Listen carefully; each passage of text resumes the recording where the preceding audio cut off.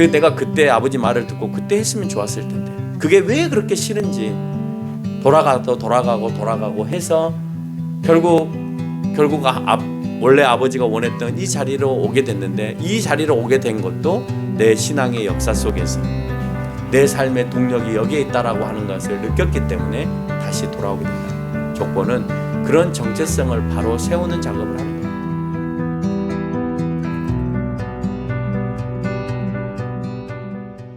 오늘 여러분하고 함께 나눌 말씀은 역대상 1장부터 9장까지의 족보 이야기를 여러분하고 함께 하려고 합니다. 족보 얘기를 하려다 보니까 제목이 이름을 통해 기억하라 라는 제목입니다. 따라서 해볼까요? 이름을 통해 기억하라. 이름을 통해 기억하라. 이름을 통해 기억하라. 우리가 이름이 붙여져 있다는 것은 참 놀라운 사실인 것 같아요. 이름이 붙여져 있으면 왠지 그 사람의 이미지가 막 이렇게 그려지기도 하고 그 이름을 떠오르면서 과거에 그 사람하고 함께 했던 그런 역사가 머릿속에 스쳐 지나가기도 하고 그래서 우리가 흔히 말하는 연상법의 그 최고 위에 정점에 있는 것이 아마 이름이 아닌가 그런 생각을 합니다. 그러니까 이름만 누구 이름만 딱 생각하면 그 사람과 같이 했던 그 시기 언저리 10년 20년의 그 사건들이 그냥 순식간에 이렇게 싹 지나가죠. 그 이름만 딱 되면 그것처럼 여러분 이제 모든 학습이나 공부법이 뭔가를 연상해 놓고 그 연상 가운데다가 자기가 다 집어넣어 놓으면 그게 이제 다 떠오르는 거예요. 지금까지 전혀 기억도 안 하고 생각도 안 했었는데 이름 하나 딱 끄집어냈는데 그 시기에 10년, 20년이 다 기억나는 거예요. 대단하지 않습니까? 그러니까 공부는 그렇게 하는 것 같아요. 공부를 열심히 해놓고 연상을 하나 딱 해놓는 거예요. 공부를 막 해놓고 그것은 시계야 라고 딱 해놓으면 시계를 딱 보는 순간에 그 모든 부분들이 쫙 이렇게 생각이 나는 그런 것. 예. 역대기에서 히브리적인 의미는 한번 따라서 해볼까요? 그날들의 사건들. 그날들의 사건들. 그러니까 이름을 언급을 딱 하면 그날들의 사건들이 탁 튀어나오는 거예요. 그래서 오늘 역대기에서는 아담에서부터 시작해서 그 족보들을 한번 다 거론해 보는 거예요. 얼마나 거론하냐? 거의 3분의 1을 활용해서 족보를 거론해요. 그러니까 11개에서 얘기했던 내용 가운데 없었던 이 역대기서의 내용들이 이 족보라고 하는 내용으로 우리에게 다시 한번 비춰지면서 너희들이 그날들의 사건들을 기억하라는 거예요. 히브리적인 의미는 우리는 역대기라고 표현하지만 히브리 사람들은 그날들의 사건들이라는 제목이에요.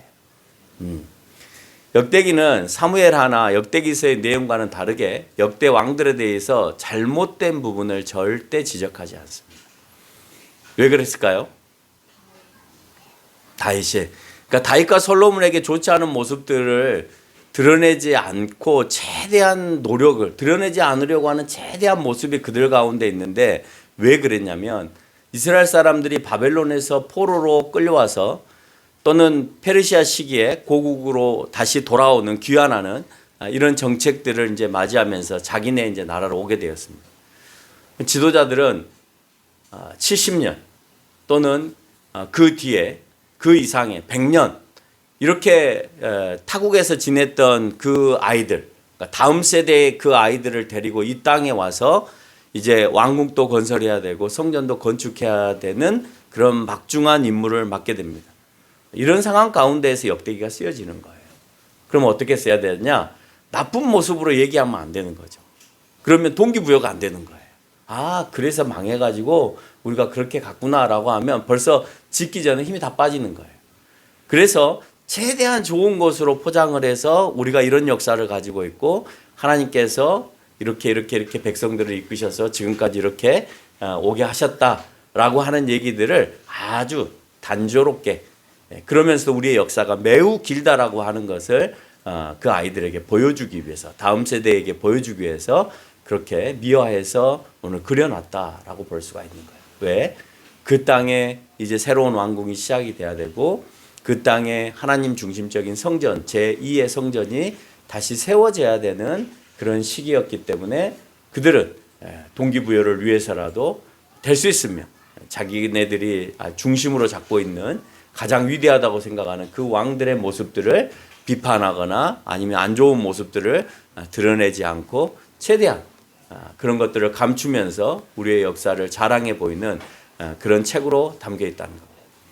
그래서 다윗을 더욱 미화하기 위해서 10장에서는 사울 왕과 그 가문이 왜 버림을 받게 되었는지에 대한 상황을 묘사합니다. 그래야 다윗이 부각이 될 거 아니에요. 오늘 자기의 명성에 맞게끔 그 자기네의 그 나라의 왕들을 포장해 가면서 그러면서 다시 한번 으쌰해 보자. 지금 먹히지 않을 법한 으쌰해서 우리가 왕국을 한번 다시 새롭게 세워보자 라고 하는 의도에서 그 족보들을 열거하면서 그 다음 세대들에게 교육하고 있는 그런 모습이라는 겁니다. 사울 한가가 버림받은 이유에 대해서 역대상 11장 13절로 14절은 이렇게 설명합니다. 사울이 죽은 것은 여호와께 범죄했기 때문이다. 그가 여호와의 말씀을 지키지 아니하고 또 신접한 자를 가르치기를 청하고 또 여호와께 묻지 아니하고 여호와께서 그를 죽이시고 그 나라의 이세를 그 이세의 아들 다윗에게 넘겨주셨다라고 표현을 합니다. 범죄한 걸로 따져서 여호와에게 야단을 맞는다면 다윗도 분명히 야단을 맞아야 되는 것이죠. 근데 유일하게 하나님께서 이제 중범죄자로 치는 것 중에 하나가 이 신접함이에요. 다른 것은 다 대부분 그냥 눈 감아주고 넘어가고 용서해 주세요. 어지간한 죄는 다 넘어가요. 근데 마지막까지 기다리시다가 하나님께서 참지 못하는 것이 있는데 하나님에 대한 그 경외함과 예배드림이 없이 다른 곳으로 빠져버렸을 때, 그러니까 예배의 대상이 내가 아니라 다른 신이었을 때 하나님께서는 그것에 대해서 참지 못하는 것을 우리가 발견합니다. 그러니까 늘 여러분에게 늘 강조하는 것은 정말 하나님 외에 더 사랑하는 무엇이 생겼다면 철저하게 나는 그것을 버리려고 노력해야 된다라고 하는 겁니다. 그런 몸부림이 없으면 그 마지막 시험 과정에서 실패하고 만다는 거예요. 결국 역대기에서 말하고자 하는 의도는 하나님께서 멀어졌을 때 패망에 이르게 됨을 보여주고 그것이 사울만이 아닌 모든 왕들의 역대 지략에서 보여주고 있다는 것을 오늘 성경은 얘기하는 겁니다. 역대기서는 열왕기서에는 없었지만 역대기서에 있는 내용 가운데 하나가 조금 전에 말씀드렸던 족보라고 했습니다. 그것도 9장에 걸친 장엄한 족보를 열거를 합니다. 족보를 읽다가 제가 한 사람을 발견했습니다. 그 한 사람이 바로 함주의 동생 하난이었습니다. 하난이 역대상 8장 23절에서 처음으로 등장을 합니다. 하난은 역대 8장에 나타난 아셀의 아들, 또 11장에 마가의 아들로 등장합니다. 또 느헤미야 8장에서는 백성들에게 율법을 깨닫게 해주는 인물로 등장하고 느헤미야 13장 13절에서는 네 사람 가운데 버금가는 사람의 인물로 등장합니다. 또한 에레미야 35장 4절에서는 하나님의 아들들을 하나님의 사람으로 칭하기도 합니다. 어떤 사람의 어떤 의미로서 하나님을 부여했는가는 제가 잘 모르겠습니다. 좀 이따 이제 들어봐야 알겠지만 제가 들은 소리 가운데는 하나님의 사람이라는 소리를 내가 얼핏 금요일 날 왔을 때 들었던 거 보니까 그러면 에레미야서를 통해서 잡았나라는 생각을 해보기도 합니다. 그래서 오늘 본문에 있어서 한번 그 뜻을 찾아보았습니다.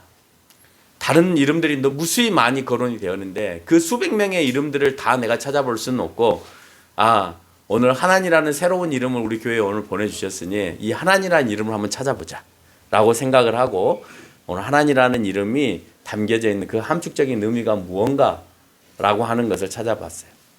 하나님을 찾았더니 헤세드라고 하는 은혜라고 하는 단어와 같이 사용되어지기도 해요. 은혜로 해석되어지기도 합니다. 하나님의 은총 이럴 때 헤세드라고 하는 단어로 사용합니다. 근데 이런 표현은 추상적인 표현이죠. 현실적인 표현으로는 어떻게 표현하냐면 치유하다, 돕다, 일어나다 라는 의미로 사용되어져요. 현실적인 의미로서. 그래서 이스라엘 문화 속에서 성막을 중심으로 해서 각 지파에 도움을 주기 위해서 성막을 중심으로 많은 지파들이 주변을 에워싸는 형태로 항상 정착을 하고 이동을 했잖아요. 그렇죠? 그 형태를 뭐라고 하냐? 하난이라고 얘기해요. 그래서 이스라엘 백성은 그리스와 로마의 침공으로 많이 이렇게 디아스포라에서 그 민족들이 흩어져서 살았잖아요. 흩어져서 살 때 서로가 빨리 뭉칠 수 있게끔 그 가게, 그 자기의 가문의 모형대로 이렇게 붙어서 살았습니다. 그래서 어느 한 그 장막이 공격을 당하면 주변에 있는 장막이 도울 수 있게끔 그 주변에 이렇게 가깝게 편성을 해서 장막을 형성해서 비록 타지에 객지에서 머물러 있다 하더라도 연합할 수 있는 형태를 취했어요. 그 형태가 과거에 출애굽에서 애굽 땅을 건너올 때 성막을 중심으로 해서 모든 지파들이 동서남북으로 나뉘어서 어디에서 공격이 들어와도 쉽게 협조하고 도울 수 있는 그런 형태를 취했던 방식과 똑같은 형태를 디아스포라에서도 그렇게 취했는데, 그렇게 흩어져 있는 사람이 서로 도와서 외부의 침입을 막을 수 있게끔 하는 그 형태, 그러니까 그 도움, 그 일어남이라는 뜻이 바로 하나님이다라고 하는 거예요. 그래서 그 하나님이라는 단어가 제가 딱 보니까 와, 이거는 이스라엘에게 있어서, 이스라엘의 정체성에 있어서 굉장히 정확한 단어인데 라는 생각을 했어요. 그러니까 이스라엘의 정체성이 뭐냐라고 할 때 하나님을 중심으로 해서 서로가 돕고 일어나는 일이거든요. 그래서 그 정체성을 가장 잘 드러낸 단어가 하나님이다라는 생각을 하고 있고, 그 단어를 찾아봤더니 지금 이스라엘에 있는 사역하고 있는 선교사가 그 하나님에 대해서 이렇게 풀어놨는데, 이 하나님이라는 단어를 제가 생각하고 있는 것처럼 이스라엘에게 있어서는 그 공동체 의식을 굉장히 강하게 심어주는 단어다라고 표현을 하고 있습니다. 그래서 이것을 모토로 해서 지금 이제 이슬람을 세웠던 마호메트도 이스라엘 사람, 우리가 항상 중동에서 아람 사람들이 실크로드를 통해서 이렇게 장사를 하는데 늘 주변에 있는 족속들로부터 침입을 당해서 다 빼앗기는 거예요. 그러니까 그걸 이제 대표로 얘기해 주는 것이 알리바바와 30인의 도둑 뭐 이런 거잖아요. 그러니까 그 실크로드에 물건을 이렇게 실어 나르는 사람들 가운데 도둑대가 나타나서 그걸 싹 가져가는 거예요. 근데 이동을 하는 가운데에서 또 이렇게 각각 다른 자기네 가족 단위로 물건을 파는 단위로는 도저히 외부의 침입을 막아낼 수가 없는 거예요. 그러니까 돈을 벌어도 다 빼앗기는 거예요. 있으면 있을수록 더 많이 달라들어서 그것을 빼앗아 가려고 하는 거죠. 왜? 무법천지니까. 그 안에는 치안이 되어 있지 않기 때문에 그렇다는 거예요. 그러면 치안은 자기 스스로 유지해야 되잖아요.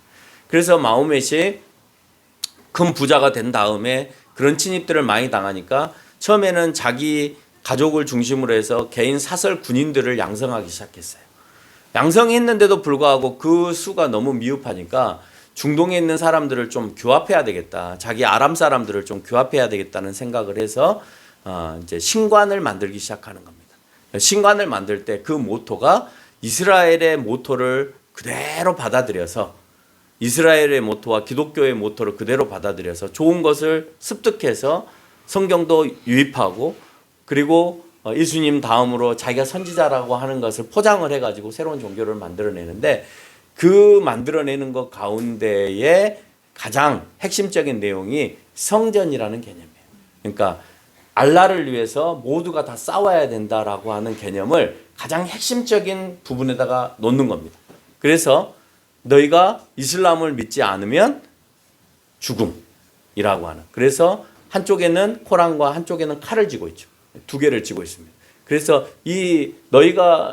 우리와 함께 이 이슬람을 받아들이면 싸우지 않고, 받아들여서 함께 공유하면, 받아들이지 않으면 성전이 일어나고, 그렇지 않으면 함께 아람의 형태 안에서 같이 이슬람화가 되어지는 것이에요. 그러니까 그 모습들이, 이슬람의 그 형태들도 이 유대교의 모습들을 그대로 습득해서 받아들여서 이렇게 강한 민족으로 만들기 위한 노력들을 했지만, 아람 사람들은 그렇게 안 한답니다. 그러니까 미국에 있는 이제 애들한테 물어보면 이번에 전쟁이 터졌잖아요. 전쟁이 터졌는데 전쟁이 터지면 이스라엘 아이들은, 젊은 청년들은 다 이제 이스라엘에서 통지가 갑니다. 그러니까 소집 통지가 갑니다. 소집 통지가 가면 시험을 보다가도 그냥 내려놓고 이스라엘로 온답니다. 근데 중동 사람들은 다른 아람 사람들은 전쟁이 터지면 안 간답니다. 물론 이제 가는 친구들도 있지만 많은 친구들이 이스라엘 사람들 아이들처럼 그렇게 안 간답니다. 더군다나 여자들은 안 가요. 아람 사람들은 여자들은 전쟁에 참여하지 않아요. 이제 과격단체 IS의 안에서는 사람이 필요하니까 여자들도 씁니다만은 대부분의 사람들은 사용하지 않아요. 다른 이슬람 여자들은 항상 보고 집에 있어야 되는 그런 사람인 거예요. 그리고 여자들로 인하여서 그러니까 공격을 당하거나 다치거나 죽음을 당하는 것을 가장 수치스러운 일이라고 생각해요. 아람 사람들. 그래서 아람 사람들 안에서 그 일을 자행하려고 하지 않아요. 그러니까 이스라엘에서 여군에 의해서 피해를 당하거나 아니 자기가 상해를 당하면 그것보다도 더 큰 수치를 당했다고 생각하지 않는 거예요. 가장 수치스러운 게 여자로부터 자기가 상해를 당했다고 하는 것을 아람 사람들은 중동 사람들은 참지 못하는 거예요. 이슬람 사람들은. 그래서 이번에 전쟁이 터졌을 때도 그 민족성을 보여주는 거예요. 아무리 그것을 어거지로 만든다고 해서 되는 것이 아니라 오랜 전통 속에서 하나님 중심적 주변의 자기의 민족들을 보호하기 위해서 누가 일어나서 저 민족을 도울 거냐라고 하는 그 개념. 그러니까 이스라엘이라고 하는 그 족속이 형성될 때부터 있어 왔던 전쟁이 터지면 어느 민족이 나갈 거냐, 누가 가서 도울 거냐 이런 메시지들이 굉장히 많이 부각되어지고 있거든요. 그것을 오랜 전통 속에서 해온 나라와 그것을 모방해서 한번 해보자 하는 나라와는 전혀 다른 모습으로 지금도 드러나고 있다라고 하는 겁니다. 그래서 하나는 무슨 일이 일어났을 때 서로 돕는 보호의 의미가 굉장히 강하다. 특별히 한국에서는 성을 통해서 어느 집안의 사람인가 이게 이제 인지가 되어지죠. 아, 김씨, 어느 김씨, 그럼 그 지역에 사는 집성촌의 사람들 이런 얘기들을 많이 하죠. 또한 성 뒤에 이름이 따릅니다. 그래서 이름을 통해서 그 부모가 그 아이에게 바라는 것들이 많이 담겨 있죠. 그래서 이런 아이가 되어주기를 바란다라는 의미에서 이름을 많이 붙입니다. 성경적인 이름을 사용하는 경우들도 많이 있죠. 성경 속의 인물, 우리 하나님과 같이, 함주와 같이 그 단어가 의미하는 대로 살아주기를 바라는 부모의 마음이 담겨 있는 겁니다. 이스라엘에게 역사에 있어서 오늘 역대기는 다윗 왕가를 소개하기까지 아담의 이후의 족보들을 먼저 거론합니다. 그러나 그 족보가 시대순으로 열거되어 있지 않고 막 섞여 있어요. 때로는 중복된 내용도 있어요. 반복해서 이름들을 또 거론하기도 해요. 그러니까 앞에 와야 될 족보가 뒤에 오기도 하고 또 뒤에 와야 될 족보가 앞에 오기도 하고 하면서 자기네들이 의도하는 대로 설명하기 위해서 족보들을 만듭니다. 그리고 모든 족보를 8장까지 설명하면서 9장에 가서는 이상하게 이렇게 연대순으로 쭉 열거를 하지 않고 갑자기 제사장과 레위지파의 계보를 딱 설명을 해요. 그 말은 앞에서 언급하고 있는 왕이 왜 세워져야 됐는지, 왜 사울의 족보 가운데에서 왕이 되어지지 않고 다윗이 그 왕가를 이어가면서까지 세워져야 되는지, 그래서 북이스라엘은 언급하지 않고 남유다만 강조해서 설명을 해요. 다윗 왕가만 설명해야 되기 때문에 그래요. 그래서 지금 이 땅에 새로운 왕조가 세워져야 된다라고 하는 의미도 부여할 뿐만 아니라 또 하나의 의미 부여를 해야 되는데 그게 뭐냐? 신정 정치가 이 땅 가운데 세워져야 된다라는 거예요. 그래서 레위와 제사장의 계보를 드러내야만이 사람들이 그것을 인지하고 그래 성전 중심으로 우리가 또 이 나라를 이루어 가야 된다라는 생각을 하게 되겠죠. 이스라엘에게 있어서 왕의 역사만큼이나 중요한 것이 바로 성전이었습니다. 그래서 제사장과 레위지파의 추가적인 언급은 오늘 말씀에 있어서 당연한 거였어요. 그들에게서 앞뒤가 맞지 않는다 하더라도 반드시 넣어야 되는 그런 족보의 형태였다는 거죠. 그럼 족보를 통해서 무엇을 주고자 했냐라고 하는 거예요. 이 물음은 처음 아담으로부터 시작하고 있다는 데 주목을 해볼 필요가 있죠. 열왕기서는 사울 이후 두 왕가를 철저히 비교하면서 북이스라엘과 남유다의 왕의 잘잘못을 따져 들어가면서 왜 너희가 패망했는가를 보여줘요. 그리고 누군가를 막론하고 하나님 앞에서 죄는 패망에 이르게 되어진다는 것을 열왕기서에서는 보여줍니다. 그러나 역대기서에서는 역사의 시작, 인류의 시작에서부터 설명하고자 하는 의도가 있어요. 그 흐름을 유다의 왕들로 연결하면서 유다 왕국의 회복과 하나님 백성으로서의 성전 복구의 필요성을 알리고자 했던 거죠. 그래서 이스라엘이 광야 생활에서 가장 갈망했던 것, 그 뒤 모세부터 포로 이후까지 1000년이 넘도록 그들이 열망하고 지금까지도 그 갈망은 이스라엘의 가슴 속에 품고 살아가는 것입니다. 여러분, 그 품고 살아가는 것이 뭐냐? 우리에게 왕이 있었으면 좋겠고 우리가 하나님을 영원히 모실 수 있는 성전이 있었으면 좋겠다라고 하는, 정착했으면 좋겠다는 그 열망이 광야 생활에서부터 있어 왔잖아요. 근데 그걸 계속해서 유지하지 못하고 결국은 박살이 나고 또 지어야 되는 그런 상황 가운데 있는데, 그게 현대에까지 계속해서 이르게 되어져요. 현대에까지도. 지금도 이스라엘은 계속 아람과 전쟁을 치르면서 위태롭잖아요. 자기네들이 뭐 무기가 많고 전쟁에 능한 그런 민족이기 때문에 지금도 뭐 힘없는 가자 지구에 있는 사람들을 막 이렇게 전쟁을 통해서 학대하고 이렇게 합니다만은 그걸 내버려 두지 않잖아요. 다른 중동의 국가들이, 이란이 내버려 두지 않고 시리아가 내버려 두지 않고 다른 나라들이 지금 내버려 두지 않는단 말이에요. 그러니까 이스라엘은 수도 없이 많이 지금까지도 계속해서 1945년 이후부터 계속해서 전쟁을 뭐 몇 년 걸러 한 번씩 계속하는 그런 나라, 늘 위태로운 나라, 늘 그 나라가 좀 강했으면 좋겠고 하나님 중심으로서의 그 나라가 세워졌으면 좋겠는데 안 세워지는 나라, 늘 희망이고 꿈인 나라, 그런 나라가 이스라엘이 아닌가 그런 생각을 해봅니다. 이 안에는 우리가 존재하게 된 신이 누구인가와 우리가 어느 민족이고 어떤 왕가에서 연장이 되어 있는지를 상기시켜주고 있다는 겁니다. 족보 가운데 가장 많이 할애한 내용이 2장부터 9장까지의 내용으로 아브라함 이후의 후손들에 관한 이야기들을 쭉 설명을 합니다. 그들의 정체성을 아브라함에게 두고 싶은 거예요. 아브라함에게. 그러니까 그 이후에 아담에서부터 쭉 설명했지만 가장 비중을 많이 차지하는 것은 우리의 조상이 아브라함으로부터 시작이다라고 하는, 하나님의 혈통으로부터 시작이다라고 하면 아담에서부터 얘기해야 되지만 이제 피를 나눈 혈통으로서의 개념으로서의 자기의 조상을 얘기한다면 늘 아브라함이었거든요. 그래서 아브라함에 대한 할당량이 굉장히 많아요. 7장에 걸쳐서 얘기를 합니다. 그리고 다음으로 가장 많은 할당을 주는 족보의 내용이 유다 자손에 대한 내용입니다. 그래서 다윗까지의 출생과 그 이후에 어느 다윗을 통하여서 어느 민족이 형성이 되었는지에 대한 설명을 하고 있습니다. 그리고 한 장을 통해서 성전의 의미를 담고 있는 네 지파에 대한 언급을 하고 있어요. 족보를 통해서 보면요, 특이한 점들이 굉장히 많아요. 그리고 많이 다르네, 오기가 있네, 이런 생각들을 할 수가 있습니다. 예를 들면 창세기 10장 1절과 역대상 1장 7절은 같은 족보를 얘기하는데 거기에 나타나는 단어가 달라요. 달시스라고 하는 단어가 다시스라고 표현되어 있고 도다민이라고 하는 단어가 도다민이라고 이렇게 되어 있어요. 그래서 다르게 표현되어 있는 단어들이 여러 군데 있어요. 또 하나를 찾아보면 창세기 36장 12절의 내용과 역대상 1장 36절의 내용을 찾아봐도 창세기에서는 딥나나 엘리바스의 첩으로 나옵니다. 딥나가 엘리바스의 첩으로 나오는데 역대상에서는 딥나가 엘리바스의 아들로 나옵니다. 내용 자체도 조금 다르게 언급이 되어집니다. 또는 사무엘이 에브라임 지파인데도 불구하고 레위 지파라고 표현되어 있기도 하고 갈렙이라고 써야 되는 갈렙이라고 하는 인물의 이름을 글루베라고 하는 경우도 있습니다. 물론 이스라엘 사람들은 모음을 쓰지 않았어요. 지금은 우리 성경에 모음을 붙이는데 그건 이제 후대에 붙인 거고 지금 현대의 히브리어도 모음을 붙이지 않습니다. 자음만 씁니다. 근데 과거에도 자음만 썼어요. 그러니까 모음이 없어요. 근데 문맥을 읽다 보면 이게 타는 배인지 먹는 배인지 사람의 배인지 알 수가 있죠.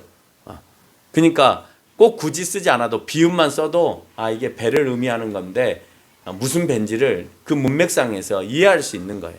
그래서 모음 위주로 썼기 때문에 자음이 틀려서 모음은 같잖아요. 기역, 리을, 모음은 같아요.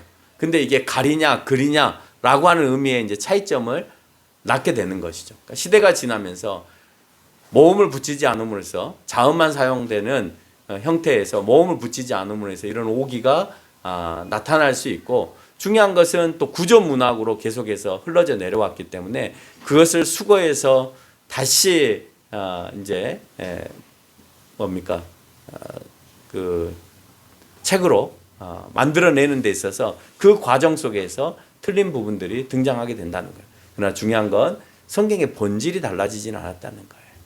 그 내용이 있어서 그걸 열왕기서나 역대기서나 사무엘서를 읽으면서 그 내용이 틀렸냐?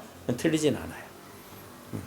전혀 다른 얘기들을 언급하고 있냐? 전혀 그렇지 않다는 거예요. 이름의 틀림과 또 실수로 인해서 다른 지파로 들어가야 되는 것이 또 다른 지파로 들어가는 이런 형태를 가지고는 있었지만 성경의 본질이 다르지 않기 때문에 걱정할 게 없다는 거예요. 근데 이제 이런 얘기들을 하지 않고 만약에 이제 신학과 관련된 학교에 가서 공부를 하게 되면, 예를 들면 연세대나 숭실대나 이화여대나 뭐 이런 대학에 가면 기독교 과목들이 있거든요. 그러면 이제 기독교 과목에 있는 교수들이 이걸 가지고 신랄하게 까는 거예요.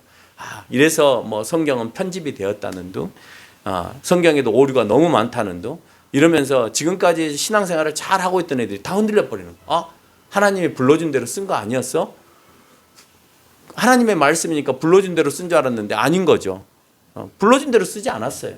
그러니까 과거의 목사님들도 잘못 가르쳐줬고, 또 그렇게 알고 있는 아이들이 그 학교에 가서 그렇게 설명을 들으면서 성경이 왠지 그냥 사람들이 써놓은 실수도 막 들어가 있는 그런 책으로 이제 알게 되어지는 것이죠. 그로 인해서 이제 신앙마저도 이제 멀리 떠나게 되는, 이건 하나님의 말씀이 아니야, 이스라엘 사람들이 자기네들의 필요에 따라서 써놓은 책이야 라고 생각을 자기네들이 단정을 하면서 신앙 안에서 점점 멀어지게 되어진다는 겁니다. 결론을 맺겠습니다. 우리는 족보를 통해서 하나님 중심의 선택의 백성을 강조함을 봅니다. 여러 번 넘어지고 수천 년간 나라를 이뤄도 이 백성들의 생각 가운데 변함없이 그것들이 만들어져 가고 있다는 거예요. 족보는 장자를 통해 흘러가지만 장자의 이름들을 계속해서 거론하면서 누가 누구를 낳고를 거론합니다. 결국 그 누가 누구를 낳고를 얘기하는데 결국 장자가 그 계대를 끝까지 잊지 못하더라라고 하는 것을 우리는 계보를 통해서 알게 되는 거예요. 그러니까 장자정신, 선민사상, 이런 부분들이 되려 내 신앙을 좀먹을 수 있다는 거예요. 나는 모태신앙이야. 그게 내 신앙을 좀먹을 수 있어요. 나는 어렸을 때부터 신앙생활을 했어 라고 하는 그 개념이 나를 좀먹을 수 있어요. 왜? 장자가 그 대를 이어가지 못했다니까요. 장자가 그 대를 이어가는 것은 거의 없어요. 누가 있어요? 한번 봐보세요. 아담 때부터 장자가 계대를 이어가는 경우는 없어요. 셋째. 그렇죠? 아브라함도 첫째가 아니에요. 아브라함의 원래 첫째는 이스마엘이잖아요. 원래 첫째는 이스마엘이에요. 또 이삭을 낳았는데 이삭의 첫째가 대를 잇나요? 아니잖아요. 에서가 첫 대를 잇지를 못해요. 야곱이 있죠. 그러면 야곱에서는 큰아들이 루벤이 대를 잇습니까? 아니잖아요. 근데 대를 첫째가 잇는 경우가 성경에는 거의 찾아보기가 힘들어요.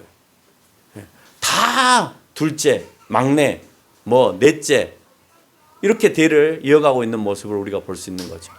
오늘 우리가 읽었던 본문 5장 2절은 그것을 잘 나타냅니다. 야곱의 장자인 누벤에게 그 계대가 연결되어 있는 것이 아니라 그의 장자의 명분은 요셉에게 있다고 오늘 표현하고 있습니다. 누가 하나님 앞에 경건하게 서 있느냐를 하나님은 묻고 계세요. 내 장자는 누구냐? 혈통의 장자가 아니라 신앙의 그 맥을 잇고 있는 장자다라고 하는 것을 오늘 역대기서를 통해서 보여주고 싶은 거예요.